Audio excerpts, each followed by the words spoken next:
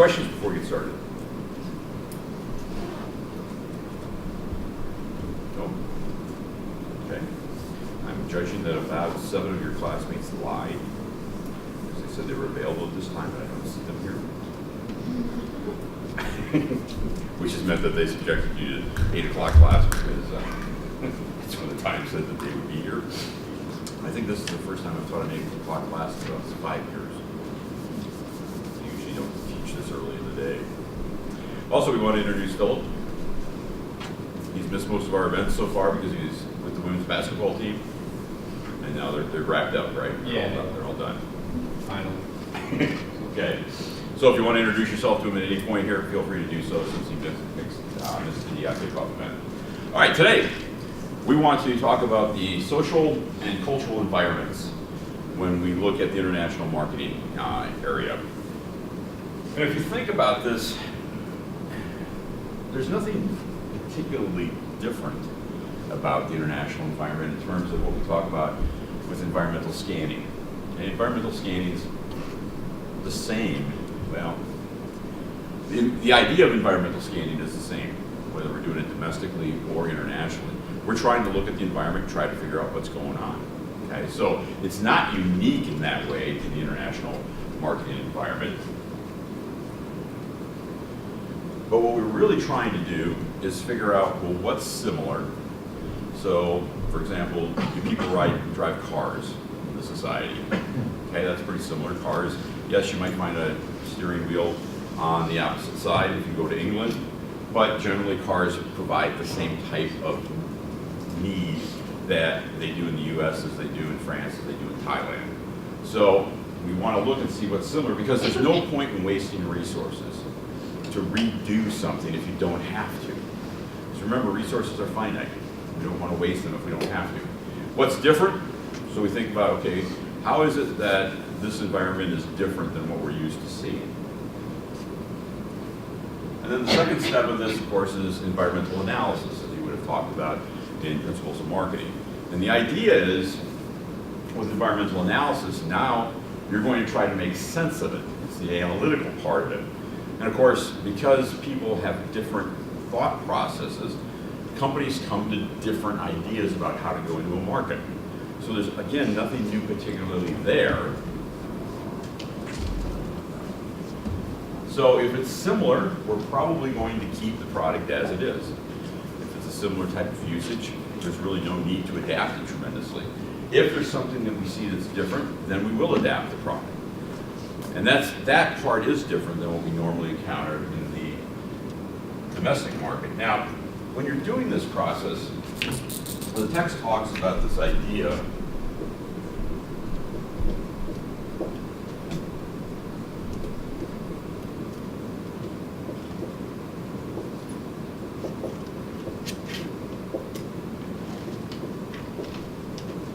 and I like this because it just has to be my initials, so I can remember it pretty easily. But we talk about this idea of a self-reference criterion. And basically, what you're thinking about in this situation is everybody has their own experiences from their home environment. So when you try to make sense of something new, you fall back first onto that which is familiar to you. And so you look at something and you go, oh, this must be like this. And then you make conclusions about it. Now, what you have to do with the self-reference criterion is figure out what is it that is your bias. So when you're looking at an environment, when you're doing environmental analysis, and even environmental scanning, when you're thinking about looking, surveying a different culture, what is it that you're bringing to the table that is based on your own experiences? And then you try to identify those, go back and look at it and say, okay, if I take that bias or that filter that I normally look at things with, if I take that out of the equation, then what does this look like? Does it look different? And if you can do that, you're probably going to be much more successful in the international marketing environment, because you're not going to be colored by your own perceptions and reach conclusions that are not necessarily incorrect based on your own basis of reference that you're using. So when we look at this idea of culture, once we get into international marketing, again, do we have cultures in the United States? Do we have subcultures? Of course we do. We have all kinds of them. So in that sense, it's not that different. We're still going to go and look at cultures, but once you go into the international environment, there are things that are going to be radically different at times from what we experience here. So when we're looking at cultures, probably close to 50 different definitions of culture. I'm not really too particular on which one we use, but we'll use this one. The idea that it encompasses all the beliefs that a society has, the types of arts, the language, attitudes, how you function as a society. So there's different types of culture. So you think about the Canadians had to outlaw the potlatch. The Northwestern Indians had this celebration called the potlatch. And if you were part of the indigenous tribes going from Seattle on up through British Columbia up into southeast or southern Alaska, you would have various tribes up there. And the way they showed their power was they would invite the other tribes to a communal gathering, and you would give them gifts. And the more gifts you could give displayed how much power you had as a tribe. And the Canadian government, once Canada was formed and had been around for a while, had to actually outlaw this practice because the tribes were bankrupting themselves to try to show how strong they were. Well, growing up in the Midwest, I never heard of such a thing. And frankly, it sounds kind of weird. Except for the part where they would give me gifts, then I'd be okay with that. But when you think about that you would give everything away to show your power, that's not how I normally think of power. So each culture is going to have its unique aspects that we want to be aware of.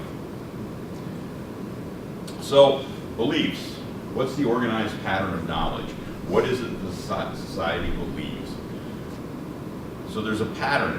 One thing after I studied in France the first time, I'll back up. I remember I didn't go to university right away. I took a year off. I worked for a while, and then I traveled all around the U.S. and went up to Alaska when I was 18. And I remember coming back home and somebody asked me, well, what'd you learn? I said, these really aren't the United States of America. What do you mean? I go, people in different parts of the country think a lot differently than we do here in Wisconsin. My friends were, really? I go, oh yeah. Yeah, the name says United States, I said, but there's a lot of different thought processes that go on. And so if you think about how somebody might think about government out west in the United States versus how they might think about it on the East Coast, the belief systems actually are different. And of course, that's why we have, when election night comes up, blue and red states, right? Because beliefs are the organized pattern of knowledge of how people assimilate information. It doesn't mean the beliefs are necessarily right. It means it's how they look at it. All right, now attitudes. So this is how we respond to something. And it's built up over experience. And typically our response is very consistent. We run into somebody that we don't like, we've been raised, we're kids, that's a bad group of people. You see them, you go, oh, that's a bad group of people. It's just a response system that we have. And if you might remember from Marketing 3100, is it easy to change attitudes? Marketing 3100, what was that? Is it easy to change somebody's attitude? What do you think, Laura? No, it's not easy at all. Usually, if you think about it from a marketing standpoint, it's expensive to try to change people's attitudes. It's a long campaign that you have to conduct in order to get people to change their attitudes. So these are very, very hardwired into a lot of people's systems. And you don't think about it as you're growing up, you're continually observing what's going on in your environment. You're around your parents, your friends, etc., and attitudes get formed. And the night of the kickoff, I said that the international experience for me has been both the best and the worst thing. And the worst thing was that I don't think the same way as my friends when I came back. My attitudes have been dramatically altered about how I would respond to something. And I would find my friends saying the same old thing that we'd always said when we were growing up, and I'd be going, I don't think about it like that anymore. I think it's different. And so you have to understand how somebody's going to respond, because it may affect how they respond to your product. So if you're going to be trying to market something to them, you have to have some sort of idea. Then what are the values? Okay, so what is considered to be the correct type of conduct? How do you comport yourself in the society? This is what the society's internalized, and there's a value system. So is age really respected, for example, or is it more about intelligence, performance, those types of things? Now, underlying all this, of course, is religion, and it varies. I was thinking about this last night when I was reviewing these notes, thinking about how religion in America, at least from my perception, has progressively gotten weaker and weaker since I can remember thinking about it in the 1960s. So I can think about, for example, the first member of the extended family that got divorced. It was a huge scandal, because in the 1960s you didn't get divorced. I remember my parents wouldn't even talk about it in front of my brother and I, because we were too young to understand what was going on, right? And I was like, oh my God. So if you think about different types of cultures, France, for example, is considered to be a Catholic country. And yet if you go to France, you don't see very many people go to church in France. Really don't. They'll go for the holidays and things of that nature. But it's really not a very religious group of people anymore. Conversely, you go to some of the Arabic countries and you're going to find a completely different system of religion influencing the lifestyles about what goes on. So religion can be closely intertwined with all of this, and you have to be aware of it, because in America we tend not to think about it as much. And so you can do things overseas that are going to be considered very disrespectful to their religion, which is reflected then in these beliefs and attitudes and values.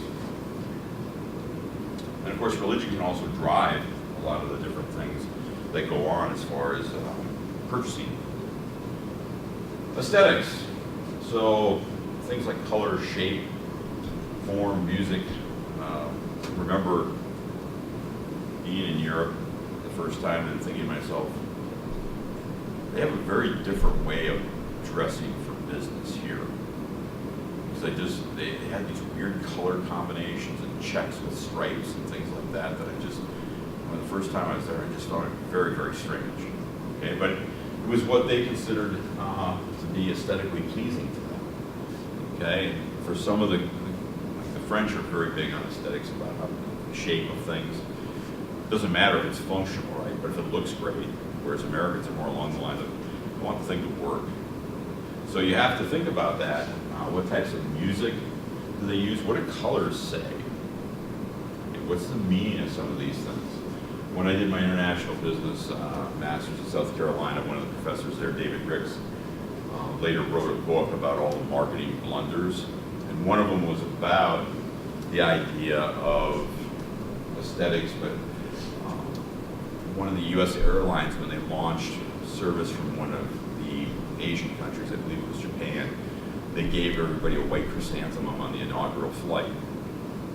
And the people were just completely out of their minds about it, because white chrysanthemums are what you give at a funeral. So here you're launching your first air travel from Japan to the U.S. as if you're going to die. Here you go, welcome aboard. And nobody really understood what that meant, which meant somebody didn't do their homework. But when you look at marketing blunders overseas, I mean, there's many that are just hilarious. Probably more hilarious to the company because they spend a lot of money to do those types of things. You know, naming cars that say that when translated means no-go, stuff like that. I mean, I don't know how that even gets by a marketing department where you're not aware of that. Is music important to the culture? How is it used in the culture? So all of these things have some impact, particularly when you think about it from a marketing standpoint, because now we get into the whole idea of advertising and what kind of colors might be used if it's a print advertising. Once we get into packaging, what colors are appropriate to use, because certain colors will signify certain things in certain cultures. And in the U.S., we typically I don't think we pay a lot of attention to that, mostly because we're a low context culture. So we're not generally as aware of that as they are in other places. What's the role of food? Certainly you go to certain societies, you'll find that food and the getting together is a huge deal. So the first time I was in France, I knew they did this, but until you actually witness it, they just shut everything down between 12 and 2 because they'd go home and have dinner or lunch. That was their big meal of the day. And as an American, it's kind of like, I'm just going to get a sandwich. I'm not going to have some big meal in the middle of the day. But they built their day around that. If you think culturally, one of the depictions of a French person would always be that they're carrying a baguette, right? Loaf of bread that they're renowned for. Go to other parts of the world, and food is traditionally used as a greeting to people. Whereas in the U.S., I mean, if you think about some of the presentation or lack thereof that we have of food, people are just like, wow, you guys really don't care about food. I mean, I can remember being in Europe and people just telling me, oh, I bet you're so happy you're here because you can eat some good food, as opposed to when you get back home. I'm like, huh? No, I thought food was perfectly fine here. But it's always kind of an interesting thing for me because I tend to eat really fast. And so when I'm overseas, I often find myself going, slow down, slow down. This is going to take a while. They're going to do all these things. I also remember, and to this day, I don't know if it was a joke or not, but I stayed with a French family for a weekend. The area where I grew up in Wisconsin. After I graduated from high school, they had, 2 years after that, they had a French girl who came and studied in a high school junior year abroad program. And I got to know her. And so when I was going to go over to France, she was back for one summer for some reason. She said, well, you got to come to my family's place in St. Etienne. I said, oh, great, sure. And so one weekend I went up there. I had no idea she came from this really, really wealthy family. And they had this country estate. So we went out to the country estate. And so the brothers, the friends, cousins, and I don't know how many people assembled. They said, well, we're going to go out hunting. Would you like to come along? Yeah, sure. Go along. And because it was something I'd never witnessed. They had the animal. It goes after cobras, mongooses. Yeah. A mongoose-like animal that they would put in the rabbit holes. They would go into the rabbit holes and chase the rabbits out. And that's how they would hunt rabbits at this estate. I'd never seen anything like that in my life. But as we were walking out there, this flock of blackbirds went over and they decided to do a little target practice, and somebody actually shot one. And I didn't think anything of it at the time. And I noticed the person picked it up, but I didn't think anything about it. Well, later that day, when they're serving this big meal, there's this beautiful roast. I hadn't eaten really good roast for a while, right? And I'm like, oh, this is great. And then they come out carrying this silver chalice. It's for our American guests, a specialty. They open it up and said, that damn blackbird. And I'm looking at it going, smiling, oh, what an honor. And I'm like, is this a joke?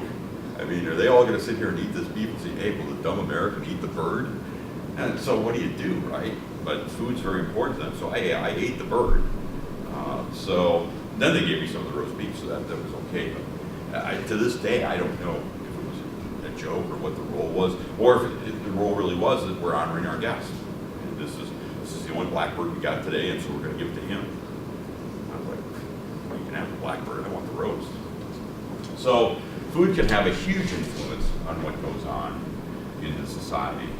Language, of course, if you don't understand the language, it complicates matters tremendously. And if you think about the U.S. and with language, what we say is usually what we mean. Other cultures, language can be used to explain something, but as part of the language is also non-verbal cues that they're giving. And so you can also use the language to figure out what's important. If you think about the Eskimos, and they have about 20 different words for snow.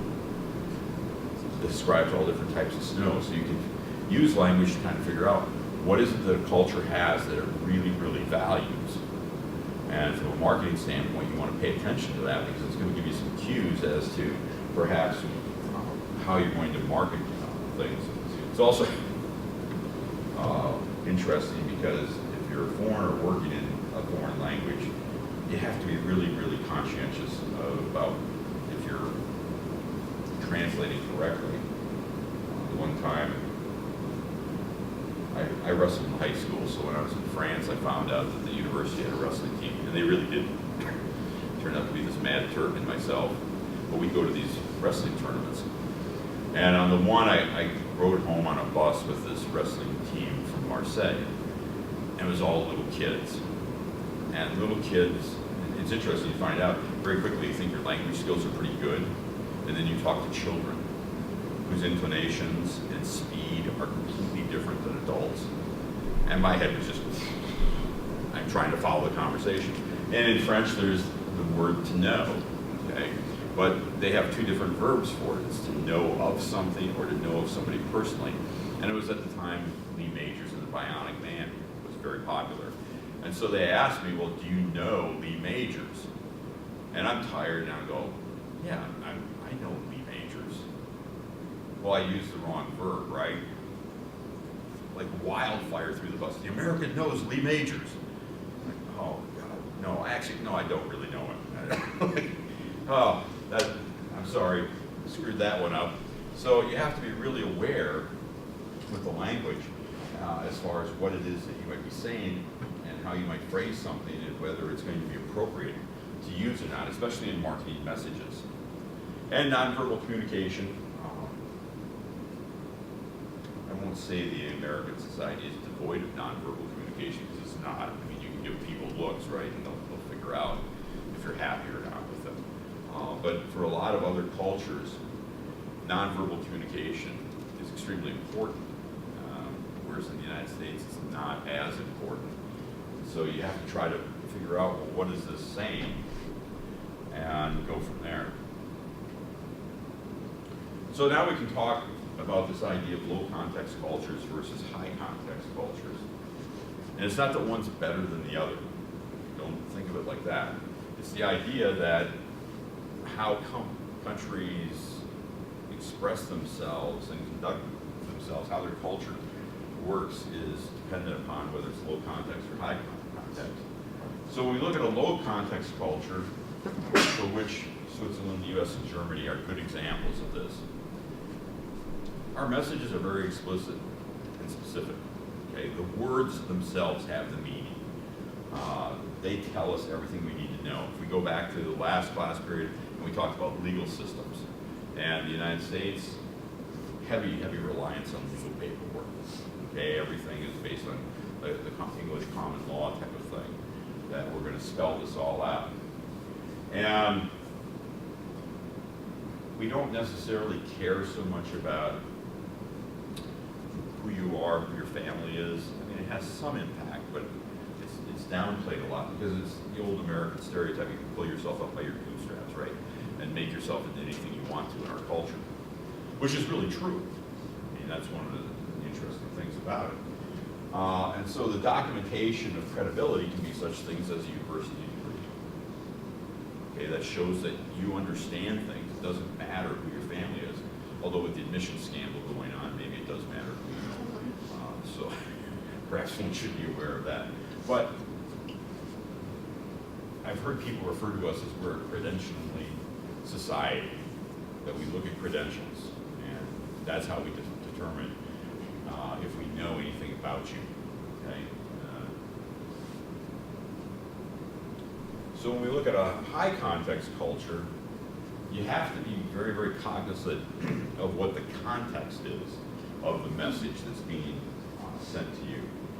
And I think about this, I was traveling, I don't even remember where I was traveling, but I ran into this American businessman. And somehow we got talking about various things, and he was telling me about his first business trip to China.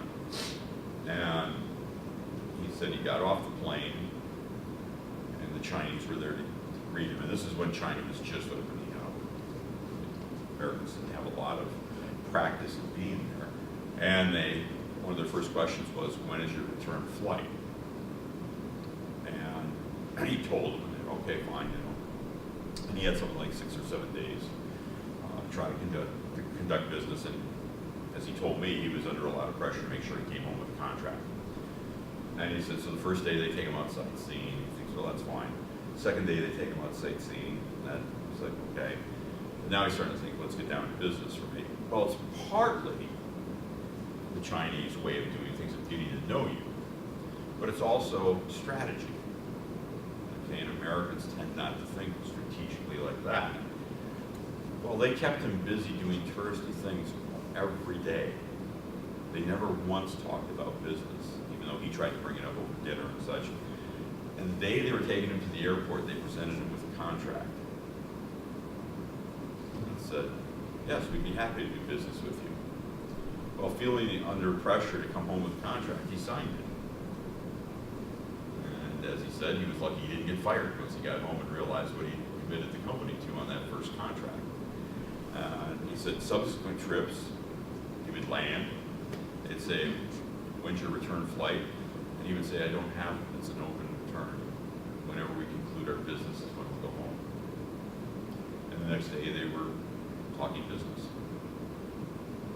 Because now they realize, okay, now he's got a time frame that is different that we can't manipulate. And so when you look at how information is being presented in that context, it's all part of their negotiation strategy and how they're going to do this. So in a high context culture, of course, there's much more emphasis on your background, your values, your societal status. So I was in Paris in December. My wife, through social media, knows another physical therapist there. And so, well, actually she's not a physical therapist, she's an American from Indiana who has her own company that somehow deals with physical therapists. But my wife got together with her and I later joined them. Well, it turns out she's actually married to somebody descended from the French monarchy. I was like, yeah, right. She's like, no, seriously. We have our own chateau. The family's fabulously wealthy. And my husband walks around and looking like Hugh Hefner in a smoking jacket, wearing an ascot and stuff like that. His friends are like that. And none of the friends will celebrate Bastille Day because it's the French Revolution when they overthrew the monarchy, right? And so these guys are all royalists. They're descended from French monarchy. And so she was explaining his education. I just sat there smiling because I was like, oh, this is so French because these are the right families. They got to go to all the right universities, which then set them up for later on in life because there is a hierarchy in France about how this goes. And then again, what's really funny is she said when she brings him back every summer to the U.S., and for some reason he just loves the Indiana State Fair and loves corn dogs. And I'm sitting there going, okay, let's see, this monarchist won't celebrate. He's walking around wearing a smoking jacket around home. But then you take him to the Indiana State Fair, he's walking around with a corn dog. It's like, wow, these are really kind of very different views that you have of this type of thing going on. So in a high context culture, there's going to be less emphasis on the legal paperwork, and much more of a handshake agreement. I trust you that you're going to do the right thing, and we don't really have to worry about it. Personal reputation, very important, and so that ties into it as well. And so in those cultures, you're going to find there's going to be a lot of time spent trying to get to know the person that you're going to deal with. And for Americans, this is often a problem when you go into a high context culture because we want to just do everything, right? Let's get down to business, let's get it moving, let's get this set up. And it doesn't work like that in those high context cultures.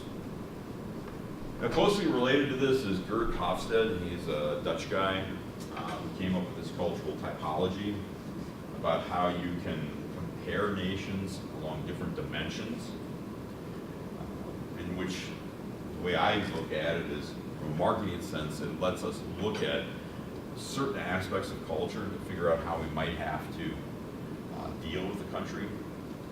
So now I'm going to violate the rule about only having a few words on a slide, because I don't know any better way to present this, but these are the dimensions.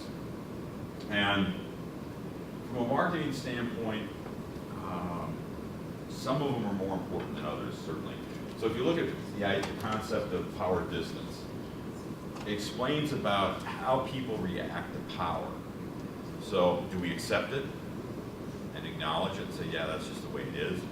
Or are we more of an egalitarian society? If you think about this from a marketing channel standpoint, it's going to have some impact into how power is used in the channel to make deals. Okay, so we want to think about that. Okay, if so-and-so's company runs this channel, how do we deal with them? Because they obviously have the power in the channel. If you look at uncertainty avoidance, are you at ease with ambiguity? And for the most part, a lot of people are not. They want everything to be very certain, which is pretty hard to make it 100% certain most of the time. This one, probably not going to have as much influence from a marketing standpoint. Because of course with marketing, do you want people to be ambiguous about your product? And the answer is no, we really don't. We want them to be certain about our product.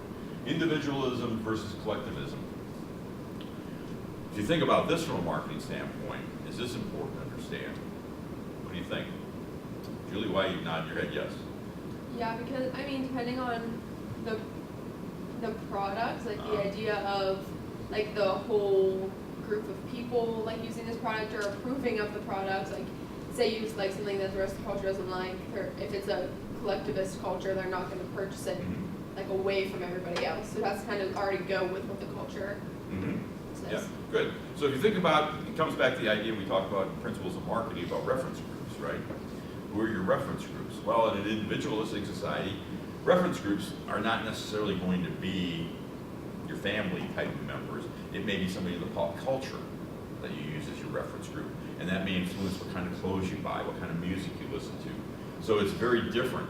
And so from a marketing standpoint, we want to know this because you have some idea about who you're going to try to target as far as if it's a new product and you're going to get early adopters to buy into it. Who is it that you have to go after and how do you have to frame your message? Is it framed as an individualistic message or is it framed as it's here, make it towards the collective group so that they will adopt it? Masculinity and femininity. I remember my PhD program in a consumer behavior class, a seminar that we had that it listed the types of products that married couples, who was responsible for the purchase. And it turned out like men only got to buy insurance. And I thought, well, that's a good reason to stay single. So this isn't the same type of thing. It's not really talking about masculine versus feminine in terms of gender. It's talking about in attitudes towards caring for people. And so how do you look at this idea of success in a society versus caring or nurturing for people? And again, from a marketing standpoint, you'd want to understand this because it would frame how you do your advertising and how you're going to promote your product to people. Long-term versus short-term orientation. This is important from a marketing standpoint only, well, I shouldn't say only, but in terms of competition. And this is something that Americans were aware of it now, weren't very aware of it in the 1970s, when the first wave of Japanese cars came in. Well, it wasn't the first wave. The first wave failed miserably in the late 1950s or the 60s. But in the 1970s, the car companies came in, and because we are fixated with Wall Street earnings, we function very much on a quarterly or yearly basis. We tend not to take a very long-term view. Whereas the Japanese and many of the Asian cultures take a very long view. They come into a market and they say, okay, we don't care if we make money initially. And so what happened in the American automobile industry is Japanese came in with low-end cars or low-price cars, but they had ramped up their quality tremendously. And American car quality at that time wasn't very good. And so the Americans said, you know what? We don't care about that low end of the market. There's not a lot of profit there.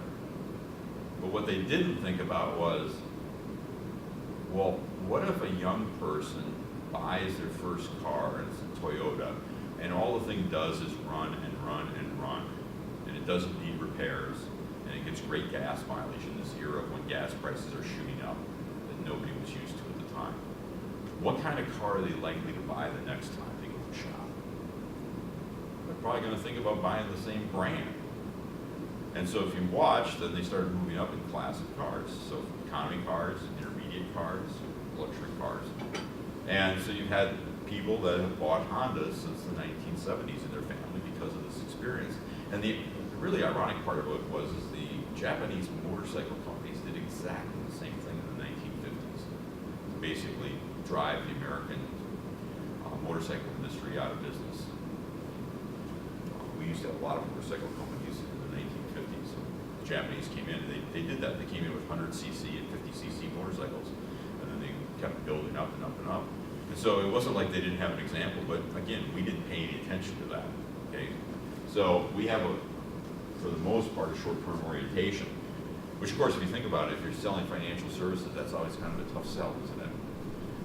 So if somebody comes to you today and says, okay, I want you to start thinking about when you're going to be 65, I want you to put aside X amount of money for basically until you're, from now until you're 60. And I say, okay, I want you to put away $100 a month. Are most of you going to sign up for that? I don't know. I got a lot of better uses for $100 right now than to put it into some retirement account that I don't pay any attention to. So when we look at long-term versus short-term, from a competitive standpoint, it certainly has a problem that we need to consider from a marketing standpoint, and for certain types of products, it could also have something. Indulgence versus restraint. This is a new one that came out, new to one from Hofstede's original dimensions that he had. And so, from a marketing standpoint, yeah, this is mildly interesting. Are people willing to indulge themselves? If you look at the debt load of the average American citizen, would you consider us to be an indulgent society? And the answer is absolutely yes. We'll do all kinds of things to satisfy ourselves. Versus restraint. I mean, it's funny to hear people talk about being concerned that if you drive across certain parts of the country that are less populated, for example, and you just pull off the road for one of the local area motels, and there'll be an Indian family running the motel. You'll think to yourself, how did these guys end up in Nebraska? Well, because they take a long-term orientation, and they also exercise restraint. The family pools their resources until they can buy something as a business, and then they invest in the business. Same with the Vietnamese and nail places. You think about how many Vietnamese run foot and nail massage parlors with nail manicures, pedicures, things like that. It's the same type of thing that they do. They build up resources. They have this restraint. They're able to save their resources and then invest. Whereas if you look at a lot of Americans, yeah, we don't have a lot of restraint. We spend. But it keeps our economy going, so yay for us. So there's pluses and minuses to it. So when you look at Hofstede's cultural typology, it's used to score countries on these dimensions. And so this just talks about the idea that you can look at a country, and from a marketing standpoint, again, we're interested in knowing this because it will tell us how we might want to apply a marketing program in a given country, what might be acceptable within that society. So if you look on the bottom part here where it talks about individualism, Western and developed countries are very, very high on the individualistic scale. So if you're going to market in Europe and the US, to a certain extent you can use very similar marketing campaigns. But if you go to a very collectivist society, that's not going to fly. You're going to have to change that. So you can look at these scores and figure out where in particular societies and countries fit on this scale. More information about this. And it's interesting, you think about Nordic countries and low masculinity, it's kind of like a big Nordic Viking type person. You don't, if you think about it from just pure masculine gender perspective, you go, no, those guys are pretty buff. They're pretty masculine. But It's true about how the Scandinavian countries approach it. If you think about their socialism systems to support families and how they interact with each other in their society, it's a low masculine country. So you have to think about that. How are we going to sell certain types of products there? It doesn't have to be marketed just to one type of group of people. Now, in principles, we looked at this adoption process, right? So there's, again, nothing new here. We've got to create awareness. What is of interest, though, this can be non-personal promotion. So we're talking about advertising primarily. You have to create awareness. If a person doesn't know about your product, they're not going to buy it, right? Because they don't know about it. And you've got to stimulate some sort of interest. Now, for these other three, though, evaluation, trial, and adoption, it becomes very interesting. What types of culture are we operating in? Because reference groups come into play. How does a group evaluate a product? Who's going to be the thought leader that's going to actually try it? Or what do you have to do to get somebody in a society to try it? And then who's going to be responsible for making decisions about adoption? So these are things that we want to be aware of. And this is no different than what we talk about in principles of marketing, this idea of the innovators, early adopters, early majority, late majority, and laggards. The question is being able to identify particularly innovators and early adopters. So if you have a culture that's not very open, that shows a lot of restraint, they're not going to easily adopt new products because they're going to look at them for a long time because they can exercise restraint. Whereas in the United States, you might have indulgent people that, hey, I'll try it right away. So these categories exist around the globe. These aren't different from anything we've talked about in principles. And naturally, we want to make sure you understand, okay, well, who are these people? Are they the same in every culture and every society as we go across the globe? And the answer is no. It's going to differ. So if we look at diffusion theory, how do products leave and go? And it'd be interesting to see if they alter this at all, because it used to be pretty easy to believe this because we didn't have the same information technology connecting the globe. So literally people in certain parts of the world weren't aware that certain products existed because they just had no way of knowing that. That's not really true now. People can find out about products all over the world. And so if you look at this idea about how do you diffuse from the country of origin, so where a product has been developed, and how does it diffuse then into other societies? So at one point you might have, and then if you think about it in terms of our product life cycle, can we have the same product be at different stages of the product life cycle around the globe? And the answer is absolutely yes. Okay, so you think about trying to manage that type of thing. That typically doesn't happen in just a domestic environment. You're just at one spot or another in the selling process in the product life cycle. Whereas when you're starting to do this globally over different regions, now you're trying to manage the product. It might be well in the maturity phase in your home country, and some of your other areas and regions of the world, you could be looking at it as it's early in the adoption phase. And so you have to be aware of how that happens. And research shows adoption rates vary according to cultures. The more ethnocentric a country is, the less likely it is it's going to easily adopt something, because the thought process is what we have here is superior to everything else. Therefore, there's no point in adopting something that comes from the outside. And then if we look at the adoption, diffusion, these are the main factors that we can look at. So what's the relative advantage, perceived advantage over an existing product? I can remember being in Sweden when Nokia had launched the cell phones, and you didn't see many cell phones in the United States at that time. And I was really surprised when I was walking around in Stockholm, because almost everybody had a cell phone. And I'm looking at these people like, wow, they're really way ahead of us. How did this happen? But they perceived the advantage quicker than we did. And of course, if you think about it, smaller countries, does it take as much time and money to put up cell towers and get everything connected? connect? And the answer is no. If you look at the U.S., the vast geographical area that we have, I mean, I go through my property in northern Michigan, and you drive down the road, and at some point you're going to lose cell phone service. So cell phones still aren't really very useful in certain parts of upper Michigan because they just are not equipped for it. What's the compatibility with the existing values and past experiences? So we want to look at that.